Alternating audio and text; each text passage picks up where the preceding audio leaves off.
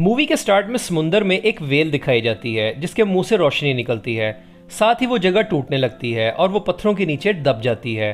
फिर दिखाया जाता है कि डोरामून आइलैंड की टीवी पर ऐड चल रही होती है। नोबिता अपने फादर से कहता है कि हम इस आइलैंड पर वेकेशंस पर जाएंगे, लेकिन उसका फादर वहां से जा चुका होता है। अब नोबिता डोरेमोन के पास आता है और कहता है कि उस समर वेकेशंस में वो कहाँ जाएगा।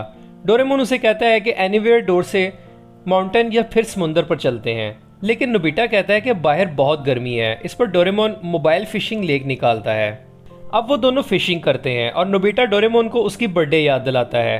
अब नोबिता मछली की जगह एक पत्थर पकड़ता है, लेकिन वो अजीब सी शक्ल का होता है। इस पर डोरेमोन टाइम क्लॉथ निकालता है और इस पत्थर के वक्त को पीछे करता है, और वो एक पिस्टल की तरह की कोई चीज़ होती है, लेकिन वो एक फ्लूट होती है। नोबिता उसे बजाता है और ये आवाज़ एक वेल तक पानी में जाती है। अब पानी में बहुत ज़्यादा हलचल होती है और दोनों परेशान हो जाते हैं। अब डोरेमोन गैजेट को बंद करने लगता है, लेकिन एक बहुत बड़ी वेल उनके घर को तोड़ती हुई आ जाती है। डोरेमोन स्मॉल लाइट से उसे छोटा कर देता है। नोबिता का फादर बाहर ये देखकर कहता है कि आज वो बहुत थक गया है। डोरेमोन रिस्टोर बीम से घर भी रिपेयर कर देता है। नोबिता इस वेल को खाना खिलाता है और वो उड़कर नोबिता के पास आ जाती है।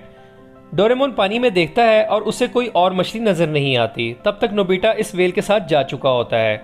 बाहर जियान, सोनियो और शिजुका इस वेल को देखकर बहुत हैरान हो जाते हैं। वहां डोरेमोन आ जाता है और कहता है कि मामला बहुत सीरियस है। वो ओकारिना के बारे में बताता है जिसे बजाकर वेल्स को बुलाया जा सकता है और उसकी वेवलेंथ 52 हर्ट्ज है। इस पर सोनियो हैरान होकर कहता है कि वेल्स 20 हर्ट्ज पर साउंड निकालती हैं, लेकिन एक वेल 52 हर्ट्ज की आवाज़ निकालती है।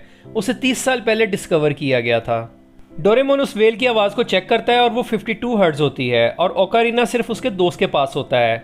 डोरेमोन बताता है कि 7000 साल पहले ऐसी टेक्नोलॉजी थी जब ओकारिना बनाया गया था ताकि इस टाइप की वेल के साथ कम्युनिकेट किया जा सके, लेकिन इसे क्यों बनाया गया। अब वो कहते हैं कि अगर हम 7000 साल पीछे चले जाएं तो हम इस ओकारिना के मालिक से ये बात पूछ सकते हैं। अब सब मिलकर 7000 साल पीछे चले जाते हैं और एक बीच पर आ जाते हैं। वहाँ उन्हें एक बिल्डिंग नजर आती है। डोरेमोन कहता है कि इस टाइम में ये बिल्डिंग्स किसी इंसान की बनाई हुई नहीं लगती। अब वो वेल उन्हें वहां लेकर जाना चाहती है। डोरेमोन वेल को बड़ा करता है, लेकिन उसके गैजेट की बैटरी खत्म हो जाती है और वो एक बोट को वेल पर रखता है, जिससे वो बोट भी वेल की तरह बड़ी हो जाती है। अब वो बोट में बैठते हैं। अब उन्हें गंदम के फील्ड्स नजर आते हैं जो उस वक्त में नहीं होते थे। वो हैरान हो जाते हैं।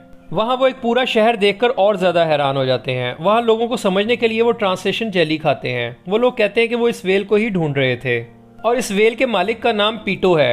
अब सब बैम्बू कॉप्टर से उड़कर पीटो को मिलने निकलते हैं। वहां पहुंचकर लोग उन्हें बताते हैं कि कल आने वाले अर्थक्वेक से एक बड़ी रॉक किसी भी वक्त वाटर टैंक पर गिर जाएगी और पानी इन लोगों की जिंदगी है।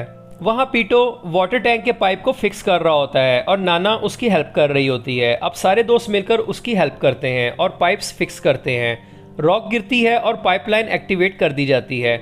साथ ही नोबिता और डोरेमोन पीटो को गिरने से बचाते हैं और वाटर टैंक भी बच जाता है। वो बताते हैं कि एक स्पेशल लिक्विड को पाइपलाइन में डालने से वाटर टैंक हार्ड हो गया और तबाह नहीं हुआ। पीटो और नाना डोरेमोन और दोस्तों का शुक्रिया करते हैं। डोरेमोन पीटो को उसका ओकारिना देता है और सब उसे बताते हैं कि वेल जिसका नाम गोनी है वो उसे वापस ले आए हैं। पीटो खुशी में उसे मिलने के लिए भागता है और उसे खुशी से मिलता है। अब डोरेमोन उसे सारी बात बताता है कि वो 7000 साल फ्यूचर से इस वेल को लेकर आए हैं। गोनी पीटो को एक मशीन देती है जिसमें डाटा होता है। पीटो कहता है कि वो सारी बात एक्सप्लेन करेगा और वो लेबोरेटरी चला जाता है। अब सब सिटी का विजिट करते हैं। नाना बताती है कि पाइपलाइंस में स्पेशल लिक्विड से पीटो सारे सिटी को इलेक्ट्रिसिटी और गैस दे रहा है और वहाँ के मौसम को भी कंट्रोल कर रहा है।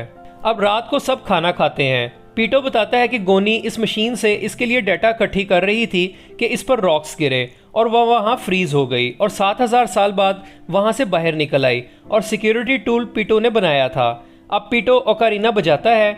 नाना और वहाँ के लोग बताते हैं कि 10 साल पहले वेल अपने मुंह में एक पॉड में पीटो को यहाँ लेकर आई थी और इसी पॉड की टेक्नोलॉजी की हेल्प से इस सिटी में डेवलपमेंट आई है। रात को सब स्टे करते हैं। नोबिता पीटो को देखता है और पीछा करते हुए नीचे गिर जाता है और कंट्रोल रूम में पीटो के पास आ जाता है। सारी एनर्जी इसी पॉड से ली जा रही होती है। पीटो दिखाता है कि आइलैंड के नीचे रेड मैग्मा और ब्लू पानी के पडल्स हैं। अगर मैग्मा पानी को टच कर गया तो ये आइलैंड तबाह हो जाएगा। पीटो अपना पेंडेंट भी दिखाता है जिसमें उसके पेरेंट्स की फोटो होती है, लेकिन वो ये नहीं जानता कि वो कहाँ से आया है। अगले दिन गोनी पीटो को डाटा कलेक्ट करके देती है और उसे पता चलता है कि जल्द ही ये आइलैंड तबाह होने वाला है और वो ये बात नोबिता को बताता है। बाहर सब दोस्त एंजॉय कर रहे होते हैं और साथ ही अर्थक्वेक आता है और स्टीम बाहर आती है।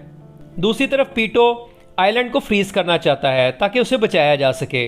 लैब का एग्जिट भी बंद हो जाता है। सब लोग वहां से भागने की तैयारी कर रहे होते हैं। डोरेमोन कॉपी मिरर से बोर्ड्स को ज्यादा करता है और मोबाइल लेक और स्ट्रॉन्ग ग्लव्स भी निकालता है।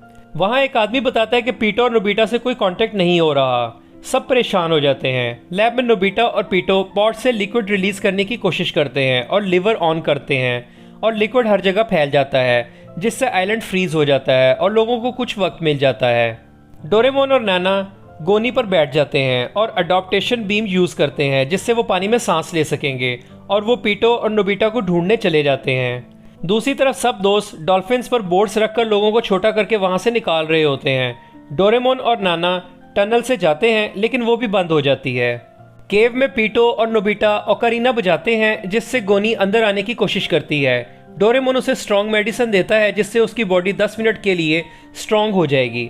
अब वो रास्ता खोल देती है और वो वहां आ जाते हैं और पीटो और नोबिता को साथ लेकर बाहर की तरफ भागते हैं। अब सब लोग मिलकर मोबाइल लेक को गोनी को पकड़कर बाहर निकाल लेते हैं। अब सब भागते हैं और आइलैंड पर लिक्विड का असर भी खत्म हो जाता है जिससे तबाही शुरू हो जाती है और सब कुछ खत्म हो जाता है। सब बहुत रोते हैं। अब डोरेमोन सैटेलाइट लॉन्च करता है ताकि करीब के आइलैंड का पता लगाकर वहां जाया जा सके। अब उन्हें 300 किलोमीटर दूर एक आइलैंड मिल जाता है। सब बहुत खुश होते हैं। ये आइलैंड बिल्कुल गोनी की तरह का होता है। पीटो हेल्प करने के लिए सब दोस्तों का शुक्रिया करता है। अब सब एक दूसरे को बाय बाय करते हैं और वापस चले जाते हैं। पीटो कहता है कि वो डोरेमोन और नोबिता को कभी नहीं भूलेगा। अब सब डोरेमोन की बर्थडे सेलिब्रेट कर रहे होते हैं। नोबिता गिफ्ट में डोरा केक्स देता है। वहां सोनियो भागता हुआ आता है और कहता है कि टीवी ऑन करो।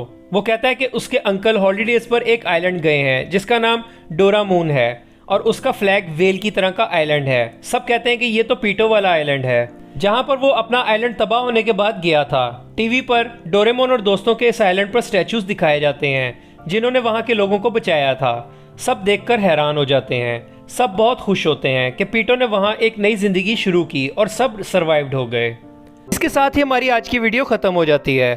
Thanks for watching this video.